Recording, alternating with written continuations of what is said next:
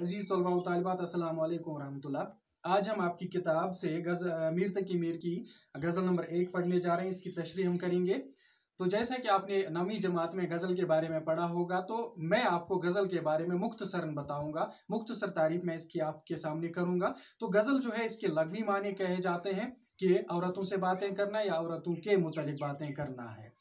तो ज़्यादातर इसमें इश्किया बातें बयान की जाती है और आगे चलकर इसमें और भी मज़ामीन दाखिल होते गए, और भी बातें इसमें दाखिल होती गई। तो गज़ल की इब्तिदा जो है ये अरबी से हुई, बाद में ये फ़ारसी में मुंतकिल हुई और फ़ारसी से ये उर्दू में मुंतकिल हुई। इस्तिलाही एतबार से गज़ल से मुराद वो सनफ़ सुखन है जिसका पहला शेर हम वज़न, हम रदीफ और हम काफिया होता है, और बाकी अशार के दूसरे मिसरों में भी इन चीज़ों का ख्याल रखा जाता है या एहतमाम किया जाता है। तो गज़ल जो है, इसका पहला शेर जो है इसको मतला कहा जाता है, ये हम रदीफ और हम काफिया होता है। अगर दूसरा जो हम कह सकते हैं शेर भी गजल का जो है, इसमें भी रदीफ और काफिया मौजूद हो, तो उसको हुस्न मतला कहा जाता है।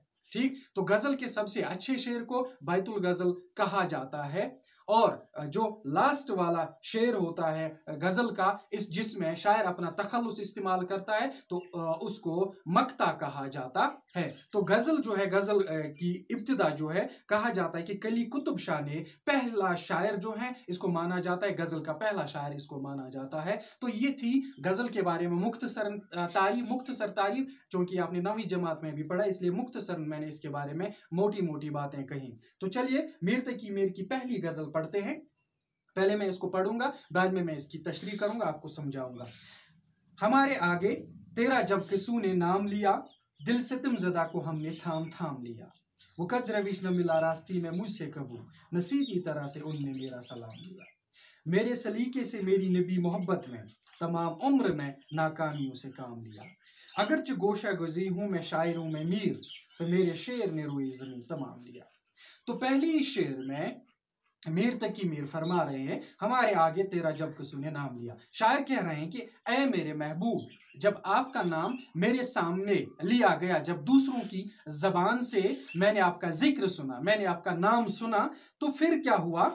दिल सितम ज़दा को हमने थाम थाम लिया। ये जो मेरा सितम ज़दा दिल है, यानी सितम ज़दा दिल जिसे कहते हैं जिसपे जुल्म किया गया हो, जिसको सताया गया हो, जिस दिल को आपने सताया है, जिस पे आपने जुल्म किए, यानी मुझ पे आपने जुल्म किया, मुझे आपने तरह तरह से सताया है, तरह तरह से मुझ पे दुख ढाए हैं, मुझ पे मुसीबतें, जो हम कह सकते हैं आपकी वजह से मुझे मुसीबतें बर्दाश्त करनी पड़ी। इस सितम ज़दा दिल को, इस दुखी दिल को, इस परेशान हाल दिल को मुझे बार बार थामना पड़ा, मुझे बार बार समझाना पड़ा। यानी इसमें यह भी हम कह सकते हैं कि जब भी आपका नाम मैंने सुना, तो मुझे वो अपनी मुसीबतें याद आई, मुझे वो अपनी तकालीफ याद आई, जो तकालीफ, जो मुसीबतें आपकी वजह से मुझे बर्दाश्त करनी पड़ी। यानी जब आपका, ऐ मेरे महबूब, जब आपका नाम किसी अनजाने शख्स, किसी अजनबी ने मेरे सामने लिया, तो आपका नाम लेते ही मुझे अपने सितम ज़दा दिल, जिस पे आपने दुख ढाए, जिस पे जुल्म किया गया, मुझे उसको थामना पड़ा, मुझे उसको संभालना पड़ा, क्योंकि मुझे फिर वो अपने दुख दर्द याद आए, मुझे फिर वो अपनी मुसीबतें याद आई, जो मुझे आपकी मोहब्बत में या आपके इश्क में बर्दाश्त करने पड़े। इस वजह से मुझे अपने इस दिल को संभालना पड़ा, मुझे अपने इस दिल को समझाना पड़ा, मुझे अपने इस दिल को थामना पड़ा बार बार, जब मैंने आपका जिक्र सुना, जब मैंने आपका नाम सुना। तो दूसरे शेर में कह रहे हैं, वो कजर विष्णविला रास्ती में मुझसे कबू, न सीधी तरह उनने मेरा सलाम लिया। वो टेढ़ी राह पे चलने वाला, टेढ़ी राह का मतलब कि जो बेवफा है, यानी बेवफा, जो बेवफाई के रास्ते पे चलने वाला मेरा महबूब है, बेवफाई पे चलने वाला, बेवफाई करने वाला मेरा महबूब है।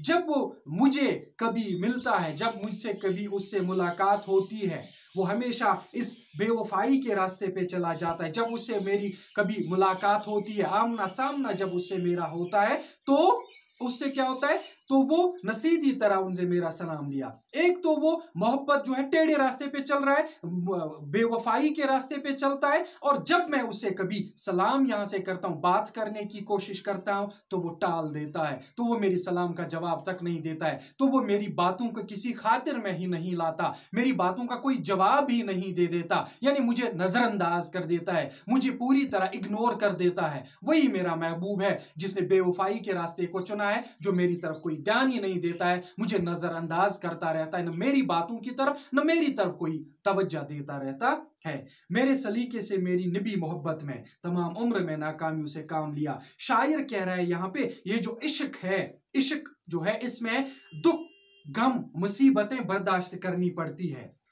तो पहले जो एक आशिक होता है, सच्चा आशिक, वो इन मुसीबतों को हंसी खुशी बर्दाश्त कर लेता है, वो इनका सामना कर लेता है, मगर आखिरकार इस आशिक का सब्र का पैमाना लबरेज हो जाता है और ऐसी हरकतें करने लगता है जिन हरकतों की वजह से उसका महबूब जो है उसे, जो हम कह सकते हैं, जो रुसवाई का सामना करना पड़ता है, बेइज्जती का सामना करना पड़ता है। मगर इसके बरक्स जो आशिक करते हैं, शायर कह रहा है कि इसके बरक्स मैंने ऐसा नहीं किया, मैंने ये राह इख्तियार नहीं की, मैंने ऐसा नहीं किया, मैंने खुश असलूबी से, मैंने निहायत ही तमीज के साथ, मैंने लियाकत के साथ, जो हम कह सकते हैं, इश्क में अपनी जिंदगी गुजारी, अपनी तरफ से मैंने ये मोहब्बत निभाई। मैंने इसमें कोई हरकत ऐसी नहीं की जिस हरकत की बिना पे मेरे महबूब को रुसवाई का सामना करना पड़ता। मैंने उनकी हर एक मुसीबत, मैंने उनकी हर एक हरकत, मैंने उनका हर एक जुल्म, मैंने उनका हर एक सितम,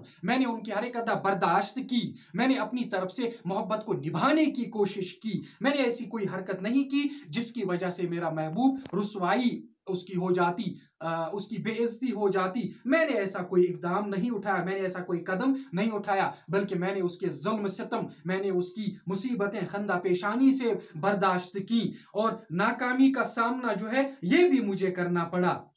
और जो हम कह सकते हैं निहायत मुहज़्ज़िब अंदाज से मैंने ये सब अपनी ये इश्किया जिंदगी जो थी, इश्क की जिंदगी मुहज़्ज़िब अंदाज से मैंने ये गुजारी। मैंने हर एक मुसीबत इसकी बर्दाश्त की। और फिर क्या कह रहा है, तमाम उम्र में नाकामियों से काम लिया, मगर इतना करने के बावजूद भी, यानी मैंने हर एक मुसीबत बर्दाश्त की, मैंने अपनी तरफ से मोहब्बत को निभाने की कोशिश की, इतना कर जुल्म बर्दाश्त करने की कोशिश की, इतना बर्दाश्त करने के बावजूद भी मुझे नाकाम और नामुराद होना पड़ा। मुझे फिर भी वहां से कोई ऐसा जवाब नहीं मिला, मुझे फिर भी वहां से कोई ऐसी अदा नजर नहीं आई जिससे मुझे पता चलता कि वो जो मेरा महबूब है ये मुझसे कोई हमदर्दी रख रहा है। ऐसा कोई अंदाज मुझे वहां से कोई दिखाई नहीं दिया। इसलिए मुझे नाकामी और ना महरूम ही रहना पड़ा, नाकामियों का ही सामना करना पड़ा जिंदगी पर। फिर आखिर पे ये कह रहे हैं, मक्ता में शायर कह रहे हैं, अगरचे गोशा गुजी हूं मैं, शायर हूं मैं मीर, पे मेरे शेर ने रोई जमी तमाम लिया।